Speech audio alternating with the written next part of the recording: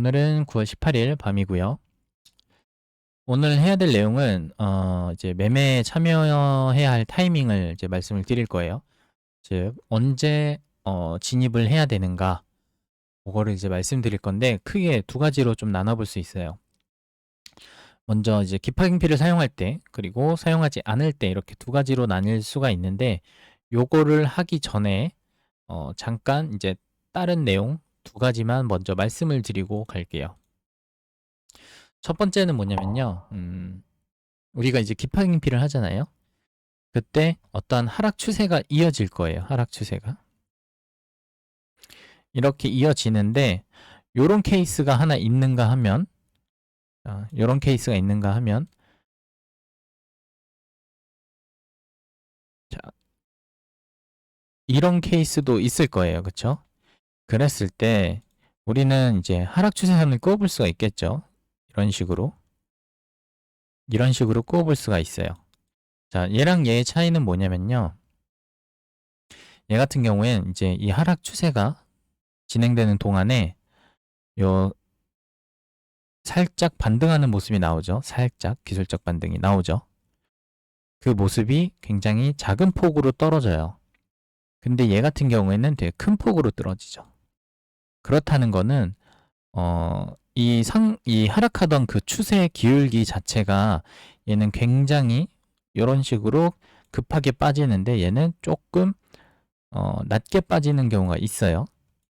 왜냐? 얘가 크기 때문에 당연히 여기서 시작을 했다고 가정해 볼게요. 둘 다. 이 파동의 시작이. 그랬을 때 이만큼 올라오면 요 차이가 여기에 대한 차이가 그만큼 좁아지겠죠. 얘는 조금 반등을 하니까 요 차이가 멀어지겠죠. 커지겠죠. 그렇기 때문에 얘는 기울기가 심하고 얘는 기울기가 눕는 식으로 조금 더 경사가 심하지가 않을 거예요. 근데 여기서 알아야 될 거는 이제 이런 친구들은 보통 이제 기파경피 자리가 오면요. 이 하락 추세선을 돌파를 한 상태일 거예요. 돌파를 하고 내려오는 중이겠죠. 근데 이 오른쪽 같은 케이스는 돌파를 그러니까 이 기준선이나 이동평균선 20 이런 애들이 이쯤에 와도 돌파를 했어도 이 하락 추세선을 돌파를 못했을 가능성이 조금 있어요. 많진 않지만. 그래서 얘는 상관이 없는데 주로 이런 큰 폭으로 떨어지는 애들 있죠. 상승이.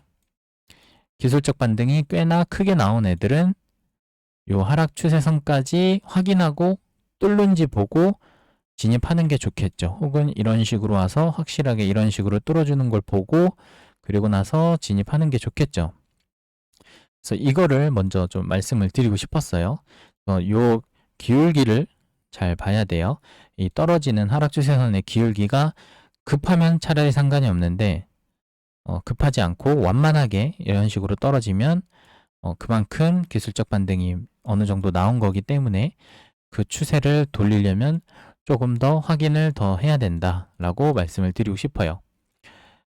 그리고 또 한 가지 이번에 알려드릴 거는 우리가 만약에 이제 어떤 변곡이 끝나고 이제 가격을 다시 돌리려고 할 때 어쨌든 무조건 오른다는 가정하에 가격은 총 세 가지의 모습으로 나뉘어요.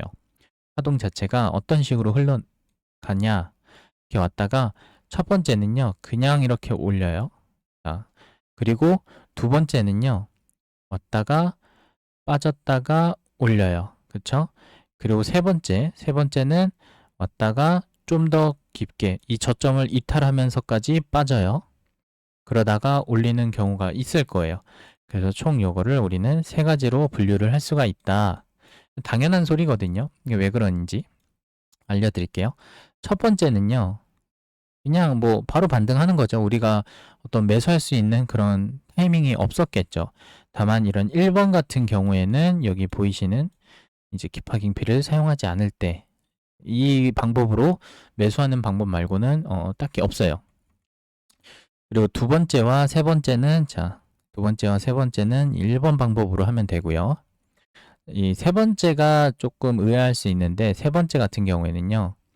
왜 여기서 반등을 하냐면 보통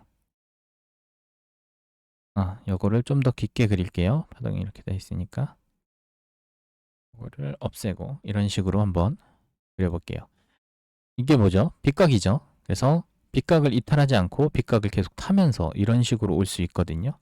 그래서 이 3번이 존재를 하는 거예요. 그래서 만약 가격이 오른다는 가정하에 모습을 분류를 해보자면 1번, 2번, 3번 이렇게 세 가지 형태로 나눌 수가 있다. 3번은 좀 좋진 않아요. 왜냐면 이게 계속 타고 가다가 어느 순간 이렇게 돌릴 수 있거든요. 그래서 이런 그림에서는 차라리 그냥 자르고 나서 돌릴 때 다시 도전을 한다든지 뭐 그런 식으로 하면 좋겠죠. 그러면은 이 두 가지 이렇게 말씀을 드렸고, 본격적으로 이제 매매에 언제 우리가 이제 참여를 해야 되는가를 알려드릴 건데, 기본 조건을 먼저 말씀드릴게요. 1번이든 2번이든 기본 조건이 있어요. 무조건 이거는 생각을 해야 되는 거. 그건 바로 가로 매물대예요. 즉 과거의 가로 매물대. 그러니까 이 과거의 가로 매물대는요, 무조건적으로 봐야 되는 거예요. 무조건. 내가 뭘 하더라도 어떤 기법으로 매매를 하든 그냥 무조건 필요한 거예요. 이 과거의 가로 매물대는. 그래서 이걸 항상 염두해 두고 그리고 진입을 해야 된다. 자, 그러면 1번 기파갱피를 사용해서 이제 매매를 참여해야 할 때가 있겠죠. 이거를 먼저 설명을 드리면 이것도 한번 써볼게요. 자, 첫 번째는 일단 큰 타임 프레임이 있겠죠. 큰 타임 프레임에서 파동을 계산을 해요. 파동을 계산해서 제가 저번 그 영상에서 얘기했던 것처럼 비싼 구간과 싼 구간의 기준을 정해요. 기준을 정하고 이걸 정했으면 이제 기본 조건이 이제 과거의 가로 매물대를 확인하고 진입하면 되는 거고, 진입. 그리고 두 번째는 추세예요. 추세, 즉 채널이죠. 추세가 어떤 이제 채널이잖아요. 채널을 딱 그렸을 때 그 채널이 좀 정확하다. 그러니까 채널대로 흐른다. 그런 추세가 있을 때 필요한 거겠죠.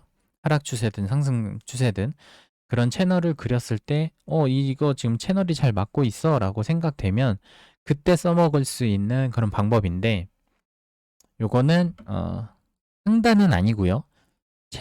추세를 그렸을 때 중단 혹은 하단이에요. 중단 혹은 하단에서 이것도 마찬가지. 그냥 하는 게 아니고 그때 하단에서 부근에서 과거 매물대를 확인하는 거예요. 매물대 확인 하고 그리고 진입을 하는 거예요. 다시 한번 이제 설명을 드리면 채널 하단에서 이거 다 쓰고 할게요. 그리고 마지막 빗각 여기까지 하고 설명드릴게요. 빗각에서 일어날 때 진입.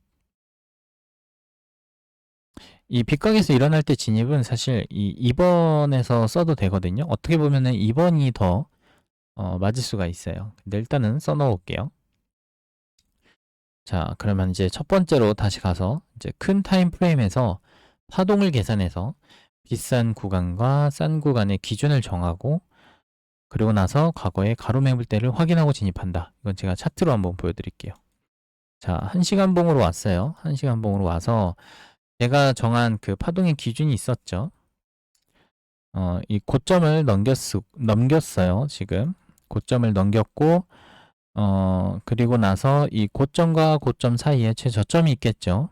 그럼 이 라인이 최저점이 될 거예요. 그랬을 때 저는 피보나치를 통해서 대략 여기까지 끄어서 고점까지 끄어서 여기를 하나의 파동으로 본다라고 했어요. 그랬을 때 비싼 구간은 이 반값 즉 0.5레벨보다 위에 있는 구간은 이거는 비싸. 그리고 밑에는 이거는 좀 싸 라고 제가 어떠한 기준을 정해 놓은 거예요. 그랬을 때 요 중간 부분 있죠. 중간 부분부터 이 가장 저점 부분까지 요 사이에 가로 매물대를 확인을 하는 거예요. 그러면 즉 중간 부분인 요런 레벨, 그쵸? 그러면은 그 부근이니까 딱 선으로 끊는 게 아니라 그냥 어떠한 이런 식으로 밴드를 그려 놓을 수 있겠죠. 요런데 혹은 그 밑에다라고 하면 이런 데도 될 수 있겠죠. 이런 식으로 이제 끊어 놓는 거예요. 그래 놓고서 작은 파동으로 딱 돌아오는 거예요. 작은 타임 프레임으로. 작은 타임 프레임으로 돌아왔을 때 좀 지우고 복잡하니까 작은 타임 프레임으로 다시 돌아오면 이제 요쯤 되면은 뭔가 하락이 하더라도 여기서 이런 깃파갱 피할 수 있는 그런 어떤 상황이 된다라고 하면 그때 진입을 하겠다 이 말이에요. 그리고 만약 여기가 뚫리면 일단은 요 여유 있게 요쪽에서 자르고 다시 뭔가 하락을 하겠죠. 막 하락을 하다가 여기서 다시 막 이렇게 진행이 된다. 그럼 그때 또 도전한다. 이게 바로 이 첫 번째 얘기예요. 제가 싼 구간에서 했죠. 싼 구간에서 이제 과거의 매물대를 확인하고 진입한다고 했어요. 대신에 적어도 1시간봉 타임프레임에서의 파동을 봐야겠죠. 이제 5분봉 타임프레임, 5분봉에서 보면은 너무 짧잖아요. 그렇기 때문에 못해도 1시간 정도의 파동을 계산해서 그래서 싼 구간에서 매물대를 보고 이제 진입을 한다. 그리고 추세, 채널을 그렸을 때 중단 혹은 하단 부근에서 과거 매물대를 확인하고 진입을 한다라는 거는 예를 들면 이러한 어떤 상승 채널이 있다고 쳐볼게요. 그럼 이 안에서 가격이 막 놀겠죠. 놀다가 저항받다 뚫고 가다가 고점에서 맞고 다시 뚫고 뭐 이런 식으로 진행이 될 거예요. 그쵸? 그랬을 때 요것도 마찬가지. 요것도 큰 타임 프레임으로 봐야 돼요. 일단은 최소 1시간. 그랬을 때 여기 부근 혹은 이런 부근에서 5분봉에서 돌아왔을 때 깃파갱피를 할 수 있는 그런 모습이 나온다. 가격이 눕는다 하면 그때 진입을 하는 거죠. 대신에 이때도 마찬가지 무조건 진입을 하는 게 아니라 여기에 왼쪽을 봤을 때 어떠한 매물대가 존재를 하는지를 확인하고 진입을 해야겠죠. 만약에 여기를 장대로 그냥 훅 들어 올렸거나 갭이 있거나 그렇다면 여기도 금방 뚫릴 확률이 높겠죠. 다만 여기를 봤더니 여기서 치고받고 한 흔적이 있어. 여기서 손바뀜이 막 일어난 것처럼 굉장히 매수 매도가 치열했던 자리가 있어요. 횡보를 한다거나 거래량이 뭔가 좀 더 많다거나 그런 자리라면 더 신뢰를 할 수가 있겠죠. 거기에 플러스 채널 하단이네. 이제는 이 채널을 따라서 다시 변곡을 시켜서 가격이 이렇게 올라가지 않을까라고 생각을 해볼 수가 있겠죠. 그래서 두 번째는 추세를 그렸을 때 중단 혹은 하단 부근에서 과거 매물대를 진입하고 진입을 한다. 확인하고 진입한다. 그리고 세 번째, 빗각에서 일어날 때 진입인데요. 일단 빗각이란 게 사실 하락 추세선이 먼저 나와야 돼요. 그러니까 파동이 이렇게 흐르다가 하락 추세선이 일단 나와야 돼.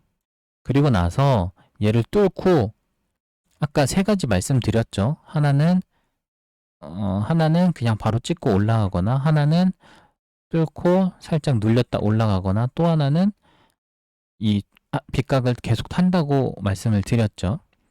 그러니까 일단은 이 모습이 나와야 돼요. 그래서 제가 웬만하면 이러한 하락 어떤 추세가 이어지고 가격이 누울 때 들어가는 거를 선호를 하는 거예요. 어쨌든 이제 빗각에서 예를 들어서 얘가 이렇게 왔어요. 그러고 나서 이렇게 닿았어. 그런데 여기서 이런 식으로 간다. 그러면 그때도 해도 된다는 거죠. 그쵸? 어쨌든 얘도 마찬가지. 아까 기본 조건 과거 매물대 확인한다 그랬죠? 큰 타임 프레임에서 이 자리가 과연 과거에 어떤 자리였는지를 확인해 보면 좀 더 신뢰할 수 있겠죠? 거기에 매물대가 존재를 하면. 그래서 이렇게 빗각에서 일어날 때 반등이 일어날 때 이런 자리가 일어날 때 진입을 하면 된다라고 세 번째로 이제 말씀을 드린 거고 그 다음에 이제 깁하깅 필을 사용하지 않을 때 요거를 좀 설명을 드릴게요. 일단 다 지우고, 이거는요 딱 하나밖에 없어요. 사실 제가 쓰는 방법은 깁하깅필을 사용하지 않을 때 요것도 마찬가지 어떤 큰 타임 프레임을 봐도 되는데요. 요거는 작은 타임 프레임으로 봐도 돼요. 다만 큰 타임 프레임으로 올라갈수록 신뢰도는 좀 더 높겠죠. 당연히 강하게 나오겠죠, 반등도. 대신에 얘 같은 경우에는 단기 반등을 좀 노리는 편이 좋아요. 얘는 추세의 이제 변곡을 노리는 거라고 하면 얘는 단기 반등이에요. 단기 반등. 이게 무슨 말이냐? 요거는 이동평균선을 이용한 건데요. 이동평균선이 이제 여러 가지가 있어요. 근데 보통 우리가 주로 쓰는 이동평균선들이 뭐죠? 뭐 예를 들면 뭐 이런 식으로 흘러가겠죠. 혹은 뭐 저 같은 경우에 뭐 이런 식으로 쓰기도 하고요. 이러한 모든 값들, 이러한 모든 값들이 다 단기 반등이에요. 다만 요런 애들은 더더욱 단기 반등이 될 테고, 그다음에 이런 애들로 갈수록 조금 더 상승할 확률이 좀 더 있겠죠. 근데 큰 차이는 전 잘 모르겠더라고요. 이게 추세를 잘 먹어야 올라가는 거지. 어쨌든 이러한 선들에서 이제 단기 반등을 노려볼 수가 있다. 다만 어떤 식으로 해야 되냐? 얘도 기본 조건인 이전에 과거의 가로 매물대를 확인하고 중복되는 경향이 있어야 돼요. 즉 예를 들면 5분봉으로 예를 들어 볼게요. 자, 이 자리예요. 이 자리. 지금 일단 이건 정비열에서 쓸 수가 있겠죠. 당연히 정비열에서 쓸 수가 있는데 보통 쭉 정비열이 됐다가 이제 내려오죠. 내려오는데 요 200선이거든요. 요게 200선에 맞을 때 툭 하고 올라갈 수가 있겠죠. 그때는 쭉 왼쪽을 살폈을 때 어떤 매물대가 존재를 해야겠죠. 어떤 저항선이나 지지선이 있어야 돼요. 그래서 그런 자리에서 할 수가 있다. 다만 짧은 타임 프레임에서는 이런 애들은 솔직히 조금 무리수예요. 특히 50, 60 정도는 괜찮아요. 50, 60에서 반등하는 경우는 꽤나 많아요. 얘네들은 조금 위험할 수 있겠죠. 되게 짧게 잘라야 돼요. 근데 이런 애들은요, 매물대가 거의 없을 확률이 높아요. 20과 25는. 되게 짧잖아요. 단기선이기 때문에 현재 파동이 예를 들어서 막 이렇게 가고 있어요. 근데 예를 들면 20선이 이런 식으로 막 가. 근데 50선은 막 이런 식으로 가요. 이렇게 가고 있다고 쳤을 때, 자, 20선 같은 경우는 예를 들어서 여기 있잖아요. 이런 데 있단 말이에요. 그랬을 때, 이 가로 매물대를 딱 봤을 때 거의 매물이 이렇게 싸운 흔적이 없어요. 한 방에 올렸거나 이런 경우가 많거든요. 근데 못해도 50, 60선 정도 되면 과거를 봤을 때 어느 정도 싸운 흔적이 있을 수 있어요. 하지만 이 장기선에 비해서는 별로 없겠죠. 그래서 이런 장기선에서 한번 노려보는 게 좋다. 다만 지금 이 상황은 이거는 뭐 깁하깅피죠 사실 이거는. 근데 저는 이런 자리를 좋아하는 게 아니라 좀 더 역별에서 잡아서 변곡을 노리는 거를 저는 좋아는 하는데 이런 자리라고 못할 건 없죠 사실. 왜? 여기서 하락을 했고 깁하깅피 나오잖아요. 여기서 오를 수도 있는 거죠. 꼭 역별에서 오른다 이런 건 없죠. 근데 다만 제가 지금 여기서 매매를 안 하는 건 아까 보여드렸다시피 1시간봉에서